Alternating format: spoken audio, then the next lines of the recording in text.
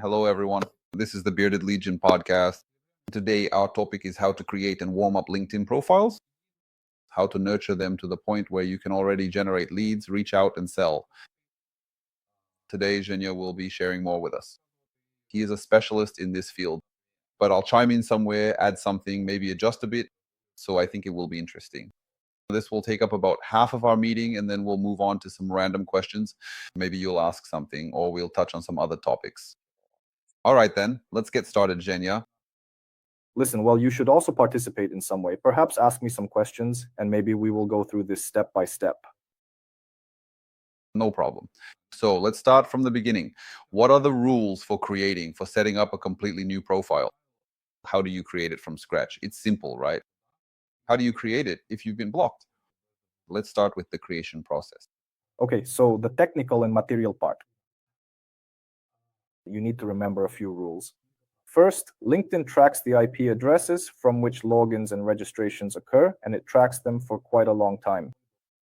That is, for about 3 months, they definitely keep this information. Second, they track the MAC addresses of devices.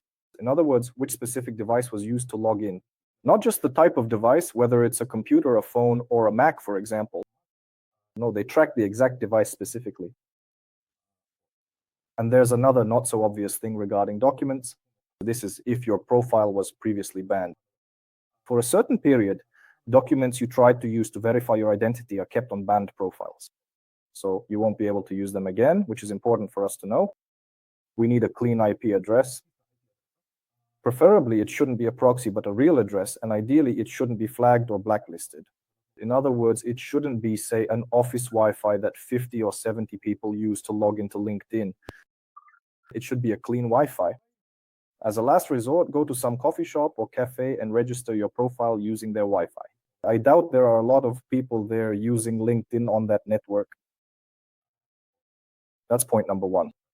Point number two, find a device that hasn't been used to log into LinkedIn for at least the last 3 to 6 months, or ideally, never at all. Make sure there are no apps or traces of LinkedIn on it.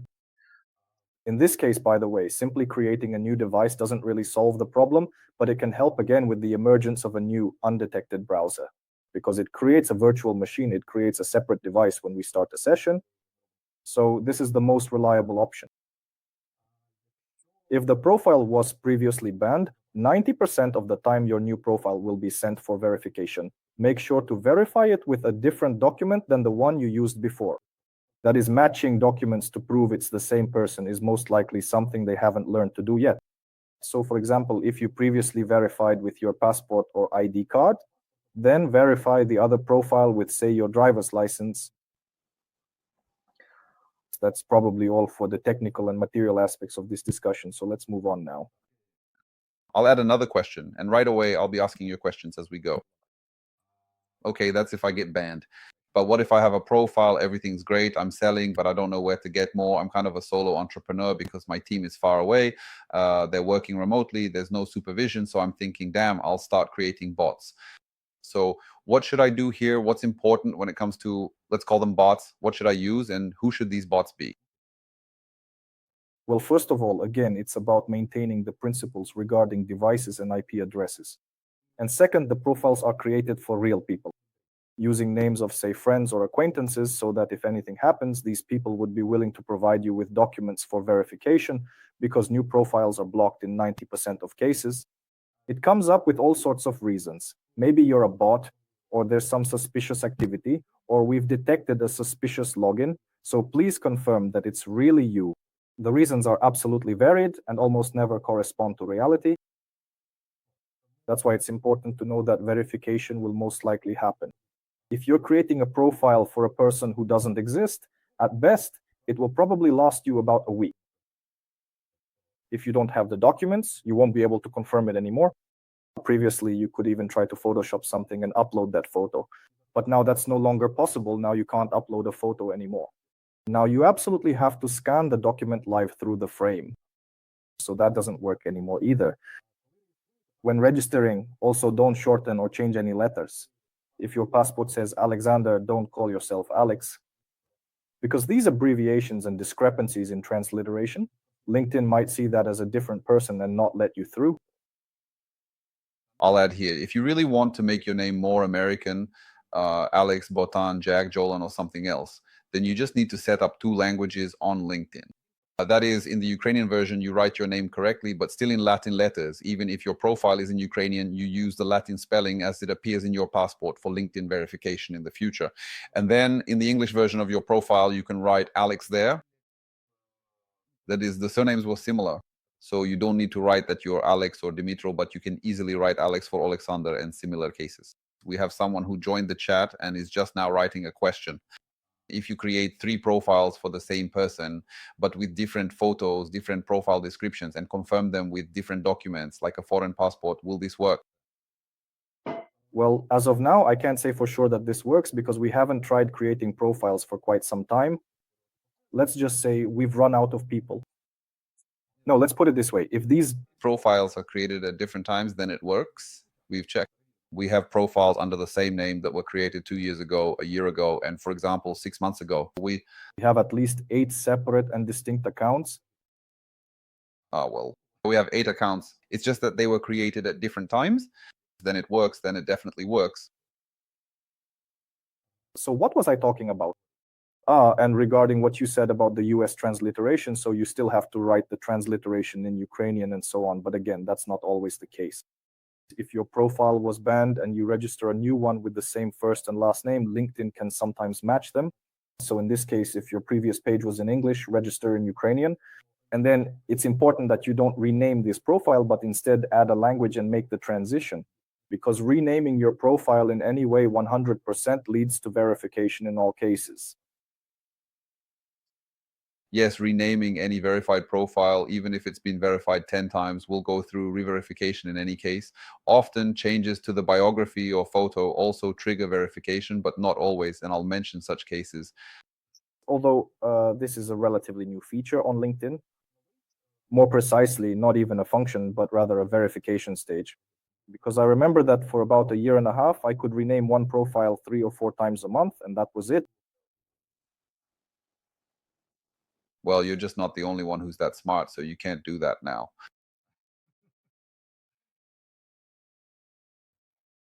Okay, let's move on. Friends, if I ask about sessions while we're talking, write your questions in the comments in the chat, and we'll address them in the interview. So next, probably about profile development. I'll start, Sash, and then you can add the most important and scariest part for those who want to get into LinkedIn, have created their profiles, passed verification, everything's good, cool, awesome. You can't connect them to automation. You just can't. Also, in most cases, the profile gets banned. Sometimes it's permanent, sometimes you can recover it, but for the first 3 to 6 months, ideally even a year, any automation is strictly not recommended, even if the automation doesn't actually start working. For example, we've had cases where we just create a system, log in. The automation doesn't work, the tool hasn't done anything at all yet. 2 hours go by and that's it, the profile is banned. Oh, by the way, there's another small point I forgot to mention regarding profile registration. This applies not only to registration, but also to further profile management. First, under no circumstances should you use a VPN. VPNs are a taboo for LinkedIn. It's a huge red flag, and LinkedIn reacts to it immediately. In fact, in one of our previous streams, we had a question about someone who used LinkedIn with a VPN, then returned to Ukraine, or vice versa, went somewhere on vacation, turned on the VPN, and that was it. The profile got banned. LinkedIn doesn't want to unban it. And the same goes for free proxies. Don't be lazy or stingy. A proxy costs just $2 or $3. Buy a good proxy, preferably a residential one, so that there aren't other people routing traffic through that address. And then you can continue using it, because with free proxies, again, there are tons of people on them, many of whom are frankly not trustworthy. There are all sorts, shady users, adult content, outright scams, and so on. Basically, all free addresses are 90% already flagged by LinkedIn a long time ago. And if you don't notice that suspicious traffic is coming from an address, you'll end up getting banned too. By the way, why is it that you shouldn't start automating in the first 3 to 6 months? It's not just about automation. Honestly, you shouldn't even be logging in from different devices at all. Any kind of automation will still give you just one login session at minimum, and that's already a trigger for LinkedIn. The more login sessions you have, the bigger the problem. The second issue is that regardless of whether you're using proxy or residential IPs, if your profile is 6 months old, then proxies are okay, at least to some extent. But if your profile is only a week or two old, then no automation, no tools for auto comments, auto posting, or outreach automation. None of them will avoid triggering LinkedIn's attention when it comes to new accounts. Because with new accounts, I'm guessing they have some kind of algorithm. They can't possibly track all their hundreds of millions of users, but they can focus on newly created accounts. For example, during the first 3, 4, 5, or 6 months, they monitor them more closely, and that's why they're more actively triggered, meaning they react to even the smallest changes or risks and just block the account. After all, new users are more likely to be bots than users who have been around for many months or years. All right, let's move on to warming up such an account. You've created an account, maybe you've passed verification, or maybe you haven't yet, depends on your luck. We start filling out the profile. You shouldn't fill it out all at once. I get that everyone prepares their texts in advance and then just copy pastes a bunch of them in a matter of seconds or 10 minutes, but you shouldn't fill out your profile like that. I'm not saying there's a direct connection, but when it comes to verification, maybe they won't notice. But generally, if there's a lot of activity in a very short time, which isn't typical for a new profile, it can trigger analytics. So, for example, today you upload a photo, write in your most recent company, or rather exactly where you work, and I don't know, add a couple of skills. The next day you fill out your about section, add a few more skills, list your education, maybe comment on a post like something, and so on. In other words, you should gradually fill out your account over the course of about 3 or 4 days. And next, ask your friends to send you connection requests. That is, don't send them yourself, don't take the initiative. First, let everyone who can add you send the request themselves, and then you accept them. In this particular way, you can effectively protect yourself a little bit more from the often stringent LinkedIn limits, because for brand new or relatively cold profiles, these specific limits are indeed very strict. If you have the opportunity, ask some colleagues, managers, or maybe even former employers for a recommendation. Let them write one for you. Here's a small life hack. Everyone is too lazy to write recommendations, so when you want someone to leave you a recommendation, just write the text of the recommendation yourself and send it to them. If they agree with it, ask them to just publish it in a few clicks. So finding those few minutes just to technically leave a recommendation, people will manage that. But spending hours of their life trying to come up with what to write about you, well, that's not going to happen every time. Similarly, ask friends who have added you to endorse your skills. So all these endorsements and recommendations, first of all, increase your SSI, and secondly, they also build trust in your LinkedIn profile. Well, it's unlikely that a bot would leave a recommendation for someone, but if someone does, especially a profile that actually exists and has good social trust from LinkedIn, if this profile leaves a recommendation, then accordingly, the trust towards you also increases.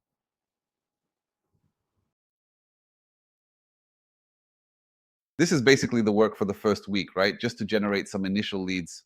So friends, acquaintances, colleagues, you can ask them to add you, but just dropping your info somewhere with 5,000 people and saying, add me, so that everyone adds you isn't really an option, because if you start getting incoming invites at a rate of 100 per minute, you'll get blocked too.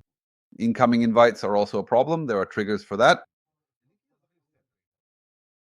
Even 100 per minute is an astronomical number. We once tried using services that boost your contacts.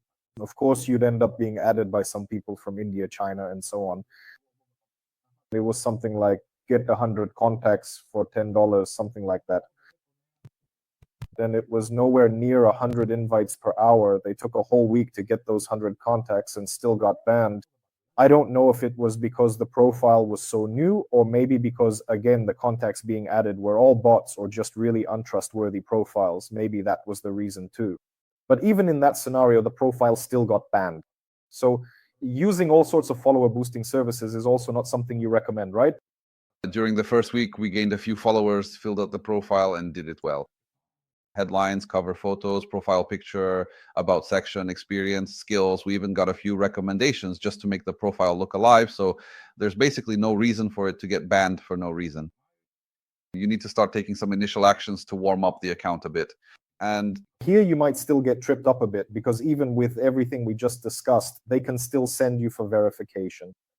yeah, they can send you for verification.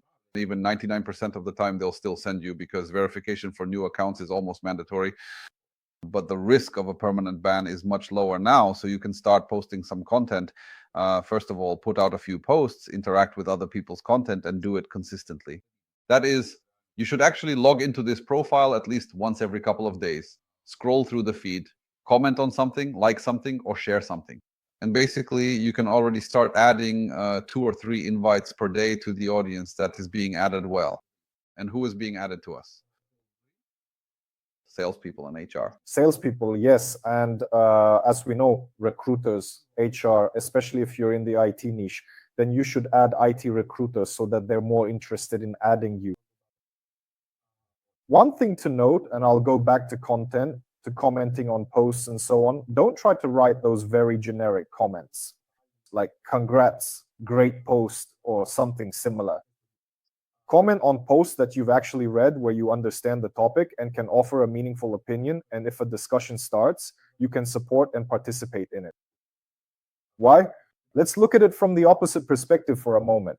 I read a study that LinkedIn has learned to distinguish posts written by artificial intelligence.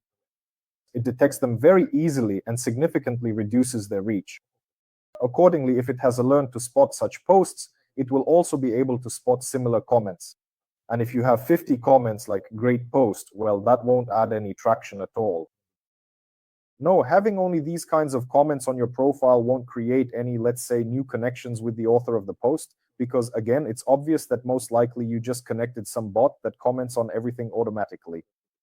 So you really shouldn't interact with content in that way at all. By the way, we actually had a recent case where someone left a comment under one of our posts. First of all, well, it's obvious that it's AI for a couple of reasons. First, it was a German who left me a comment in Ukrainian, and second, he left the comment under a post from 3 weeks ago, which was about an upcoming event.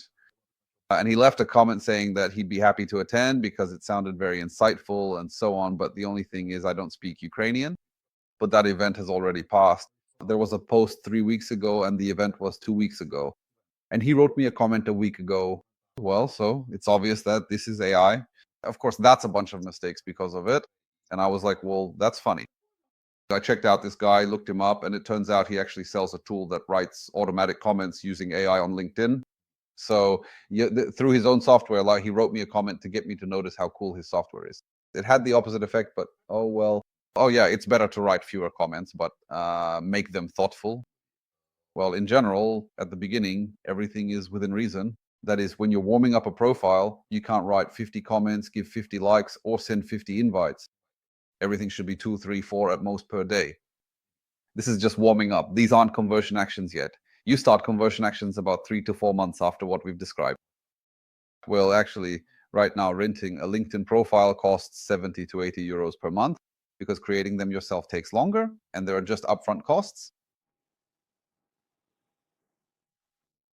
And basically, to wrap up this instruction, as you mentioned earlier, sending 2 or 3 invites each day and leaving a couple of thoughtful comments every few days, or that's what you'll be doing for at least a couple of months, just systematically doing these kinds of actions. When you have accumulated at least approximately 100 contacts, then you can gradually begin to slowly start trying to do actual sales work from this profile. Again, still without any automation, manually searching for and finding people who fit your specific target audience and then adding them. Maybe also manually writing some messages again.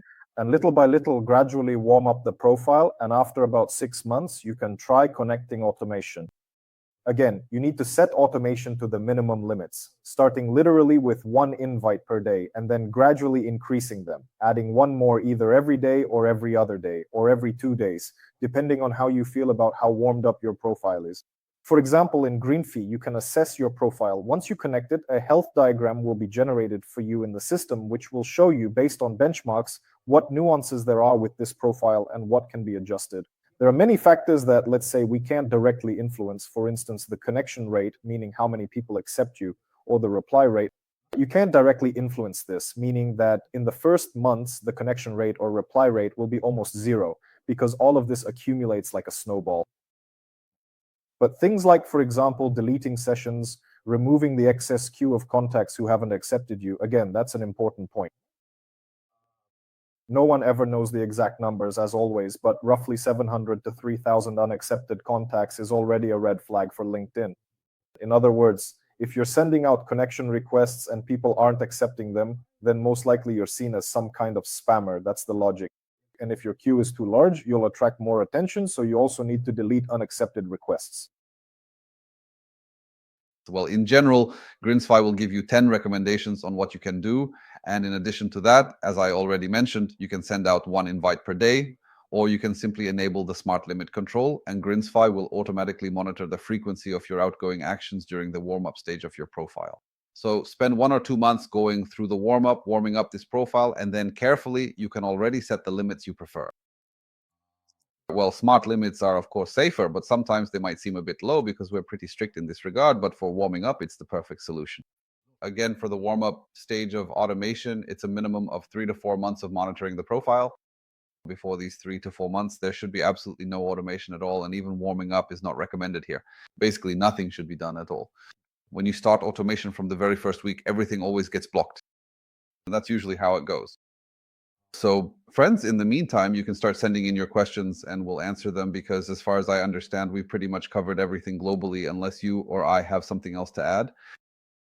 Not with the profiles, but I did talk about the sites that I saw yesterday. While I was checking the profiles, one of the profiles actually got logged out of the session. I went to the profile and LinkedIn sent me to a CAPTCHA. But before, if there was a CAPTCHA, it was just a quality warning, or it just seemed to them that the login was suspicious. Now, with this CAPTCHA, they explicitly stated that they are actively fighting bots, and they want to check whether this profile is not a bot, whether this profile is not connected to automation. This was written in plain text without any hidden traces. So, well, on one hand, I'm pleased that we have integration with detection again. We have protection from all of this, meaning the system won't try to reconnect if it gets kicked out. Everything has to be done manually. And on the other hand, I really feel sorry for those other tools from our competitors, our colleagues in the field, so to speak, whose standard login is through an authenticator. Because as far as I know, a lot of tools have automatic reconnection. If LinkedIn logs you out, it will try to reconnect 5, 10, even 50 times, which as a result can become a reason for getting banned. And here it turns out that, well, they specifically decided to cut off automations and bots altogether. Yes, they've already cut it off. This is the latest news. They've basically blocked access through plugins. So those automation tools that used to work through plugins, Chrome extensions, where you could view your data with your cookies and the system could operate, that's now almost impossible. By the way, I don't even know. Maybe Phantom Buster still manages to handle this, but it won't be able to for much longer, unfortunately, because Phantom Buster is a system for parsing data, but they're blocking these kinds of things with plugins that distribute cookies. Now they're going to start blocking those who access through automation tools.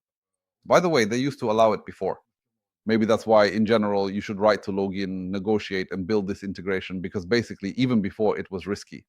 After 3 or 4 attempts, you'd get blocked permanently. But now they've really started cracking down on it. So basically, like you said, you feel sorry, but I don't really, because the competition is decreasing. Well, let's be objective about it. Of course, everyone wants to capture the market and be on top, but without competitors, there's nothing to learn from. So everyone keeps an eye on each other. Whether they want to or not, through collective brainstorming, they come up with new features, some unique approaches, sometimes without even realizing it. Well, that's exactly why. Basically, the number of competitors won't really decrease. It's just that, well, they're a bit of a step behind, so to speak. We anticipated this in advance and solved this problem, so our users won't notice anything, but their users will. Some of their users will leave. Some will wait until they also make some updates to get around this issue. That is, LinkedIn is just one of many agencies, integrations, and automation products. So in any case, LinkedIn alone can't handle fighting all of us. So basically, we'll break through everything and eventually everything will work. By the way, I was also thinking that for one of our next podcasts, we could actually do an episode specifically about lead generation, maybe in a bit of a harsher, more direct format, where we break down and analyze the biggest, most common mistakes. Recently, I had a couple of meetings with some valuable clients who come in with their profiles, basically zeroed out, almost completely empty LinkedIn profiles, and they expect to just turn on Greenfy, and then they say, damn, none of this works. You can't automate it. Oh. Or they come in with terrible sequences of 8 messages, or when their messages and emails are all mixed together, like there are 20 messages in a single sequence, and then they just get banned for spam and so on. A large number of messages is also a reason for a ban, because if someone complains about harassment, that's it. Your profile is done for. So it's not just that it doesn't sell, it actually puts your profile at risk.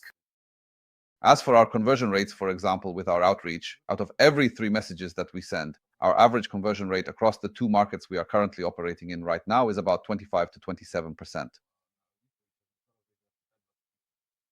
That's decent, but if your conversion rate is only 5 to 7% in the long run, say you send out 10 messages and only get that rate, whether it's 10% or 5%, this can actually lead to your account being blocked on LinkedIn. They'll see that this guy is messaging everyone and no one is replying to him. Probably a spammer. So you really need to approach this issue wisely. But anyway, that's a topic for another podcast. We'll talk about it more later. There, we can go into more detail and be even tougher about it. We'll even advertise it as a really harsh podcast. So, friends, we've basically covered the main topic of today's episode. If you have any questions about it, write to us and we'll answer. And if you have questions about anything else, whether it's about switching from boomers to Gen Z or any other topic, since we don't just focus on profiles, feel free to write as well and we'll respond. Let's move on to the next topic. Let's go to stories, or As if they've already outlived their usefulness, so to speak. I'm talking about old profiles. old school profiles. We have profiles that are already more than 10 years old, which is quite impressive. That's a really cool thing, especially if you have 2 or 3 of them. By the way, it's not a cure-all, but having a paid LinkedIn plan can also be helpful.